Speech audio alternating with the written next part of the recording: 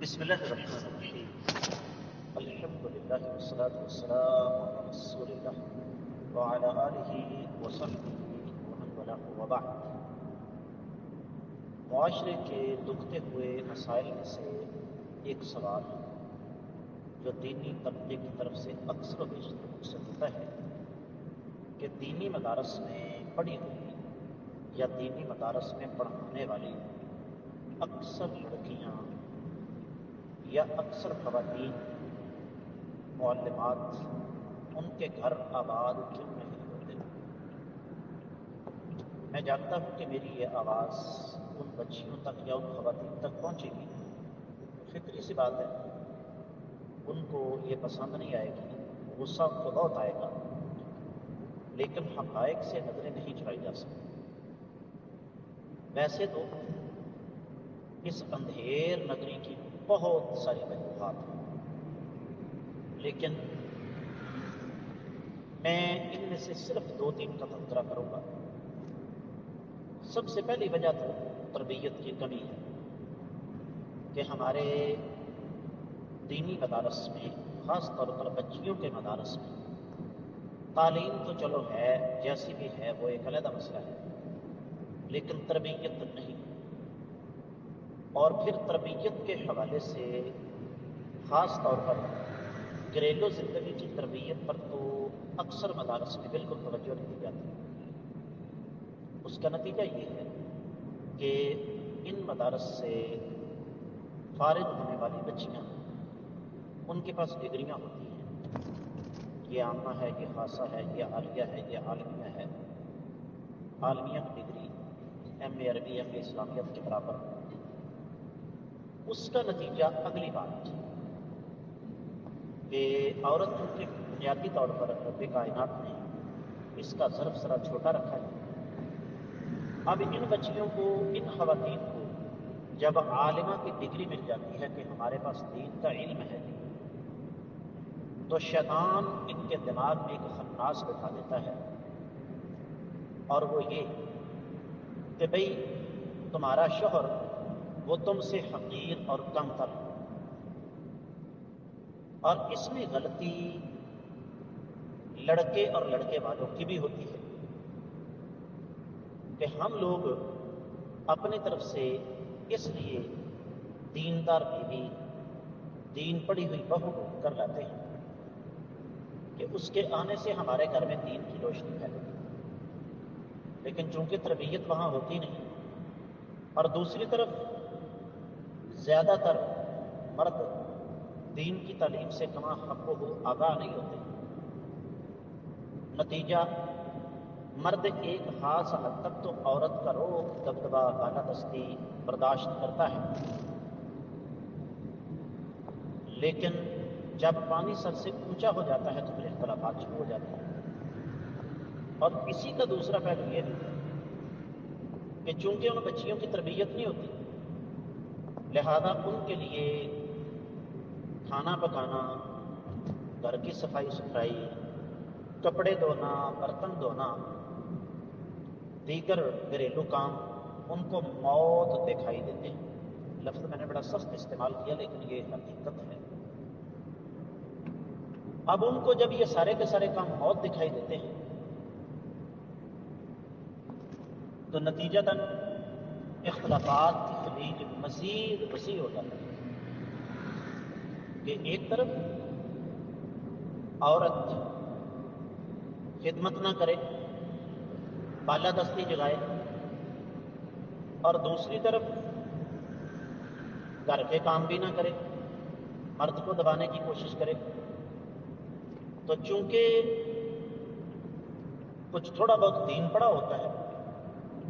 اس لیے پھر آگے سے مسائل شروع ہو جاتے ہیں کہ جناب کس حدیث میں لکھا ہے کہ ساس اور سسر کی خدمت یہ عورت کی ذمہ داری ہے؟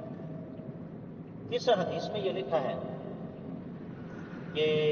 شوہر کے کپڑے دھونا، برتن دھونا، کھانا پکانا یہ عورت کی ذمہ داری ہے؟ کس حدیث میں یہ لکھا ہے کہ عورت جھاڑ پونچھ کرے گی، صفائی ستھرائی کرے گی؟ اور پھر اس سے آگے جا رہا ہے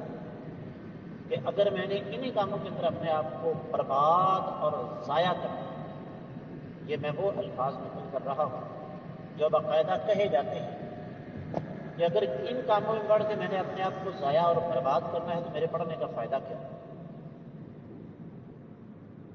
اب یہ سارے کے سارے اسباب جب جمع ہوتے ہیں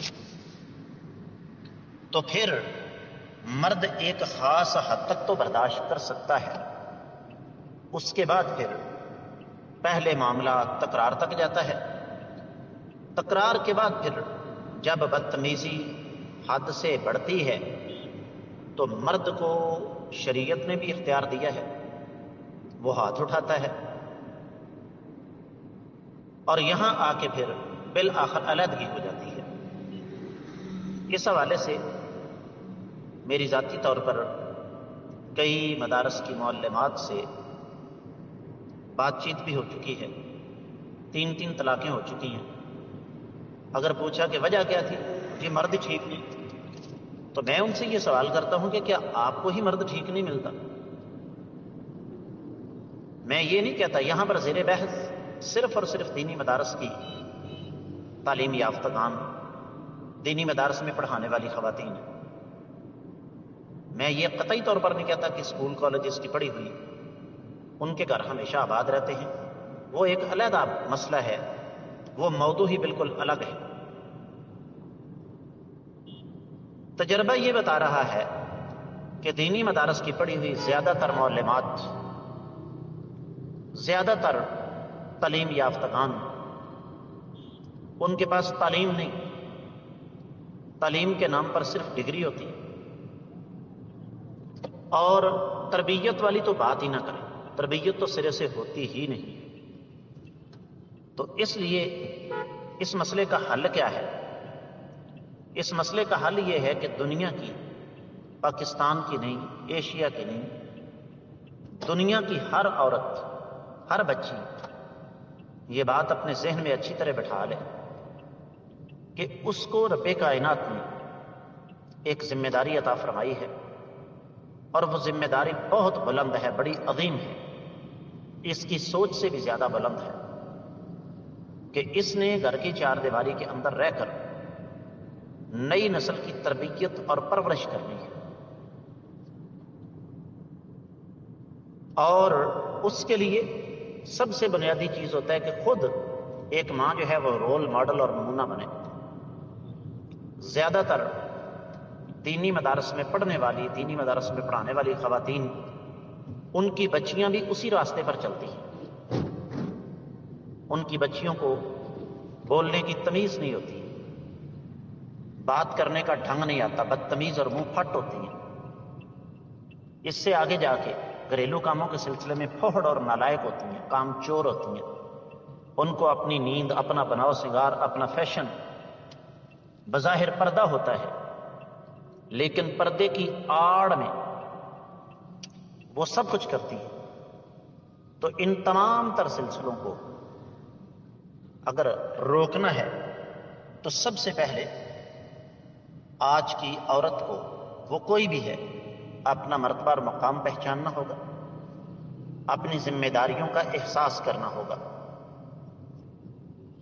اور وہ جو احادیث مبارکہ شوہر کے مرتبے اور مقام والی ہیں ان پر عمل کرتے ہوئے اپنے شوہروں کی عزت اور ان کا احترام کرنا ہوگا، ساس اور سسر کو اس انداز سے لینا ہوگا، ان کے ساتھ وہ سلوک کرنا ہوگا جس کی توقع وہ اپنی بھابھیوں سے کرتی ہے، اور یہ سمجھنا ہوگا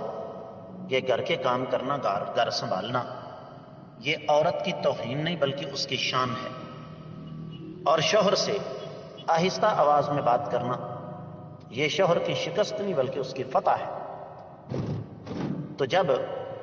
ان چیزوں پر ہم توجہ دیں گے تو وہ دین جو ہماری وجہ سے بدنام ہو رہا ہے، انشاءاللہ لوگ